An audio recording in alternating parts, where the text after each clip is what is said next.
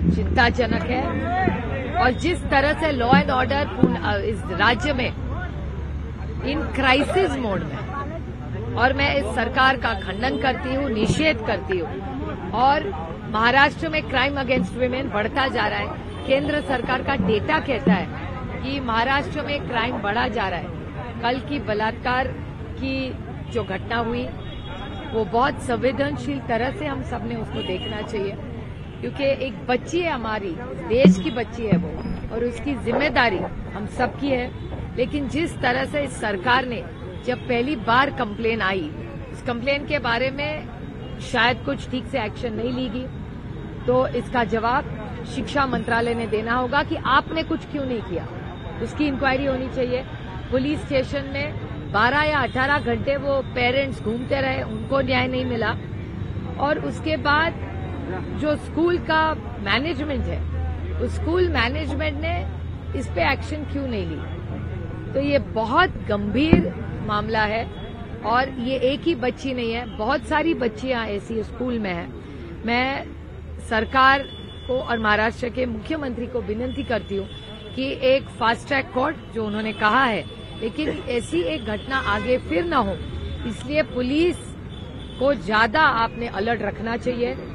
और ऊपर से जो मेरी सिक्योरिटी है, मैंने उनको विनती की है कि आपके पुलिस फोर्स कम हो तो प्लीज मेरी आप सिक्योरिटी निकाल लीजिए, लेकिन ये जो घटना हमारे बच्चियों के साथ हो रही है वो होनी नहीं चाहिए। आपकी जब सरकार थी तब शक्ति कानून आया था, उसको लेकर आप कुछ सच्चाई नहीं है? और मैंने मांग की है सरकार को कि जब हमारी महाविकास आघाड़ी की सरकार थी तो शक्ति कायदा हमने लाया था, उसके बारे में सरकार ने कुछ किया नहीं है, क्योंकि यह सरकार सिर्फ कुर्सी बचाने में इतनी व्यस्त है और कुर्सी बचाने के लिए वो कुछ भी कॉम्प्रोमाइज करने के लिए तैयार है। उसके लिए घर फोड़िए, इनकम टैक्स, सीबीआई, ईडी लगाइए।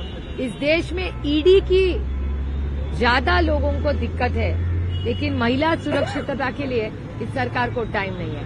ये ईडी के डरा सकते हैं, लेकिन आप सोचिए ईडी के लिए सब घर तोड़ के, पार्टी तोड़ के सरकार बनाई जा सकती है, लेकिन एक बलात्कारी को डर रहा नहीं इस देश में। ये बहुत चिंता की बात है। गृह मंत्री ने इस मामले की नैतिक जिम्मेदारी लेते हुए इस्तीफा देना चाहिए? बिल्कुल। एक इतनी सारी घटना हुई है और इस राज्य के गृह मंत्री जो दिल्ली में ज्यादा और मुंबई में कम रहते हैं, उनको जवाब देना पड़ेगा और मेरे ख्याल से नैतिक थे उन्होंने रेजिग्नेशन देना चाहिए। मैम, एक और चीज है कि लेकिन सरकार, आप जो सवाल उठा रही है, सरकार ये कह रही है कि इस पूरे मामले को राजनीतिकरण किया जा रहा है अपोजिशन द्वारा, उनके इस आरोप पे आप क्या जवाब देंगे? देखिए, उनके यहाँ कहने के लिए कुछ है नहीं। ना स्कीम ठीक से चल रही है, ना सरकार ठीक से चल रही है। महंगाई बढ़ रही है, बेरोजगारी बढ़ रही है और भ्रष्टाचार तो इसको ऑफिशियली कर रही है ये सरकार। तो उनके लिए कुछ एजेंडा भी नहीं है, तो इसके लिए हमारे खिलाफ बोलने के लिए कुछ नहीं रहा, इससे अनाप शनाप बोलती रहती है सरकार। 300 लोगों पे एफआईआर कर दी जो कल प्रोटेस्ट कर रहे थे। देखिए, इस राज्य में इसीलिए हम जब कहते हैं कि ये सरकार संविधान के खिलाफ है।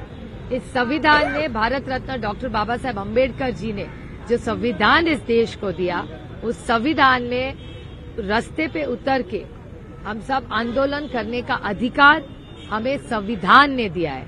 लेकिन आपको याद होगा जब सेशन चला था महाराष्ट्र में, उन्होंने एक कायदा लाया था कि अगर कोई भी आंदोलन करे तो उसको 5, 6, 7 साल के लिए जेल में डाला सकता है। फिर हम सब ने बहुत उसका विरोध किया और उसको रोक पाए। ये सारी चीजें जो ये सरकार कर रही है, ये पूरी तरह लोकतंत्र के खिलाफ है। श्रेष्ठ भारत पर खबरों से जुड़े रहने के लिए चैनल को सब्सक्राइब और लाइक करें, बेल आइकन दबाएं और देखते रहें श्रेष्ठ भारत।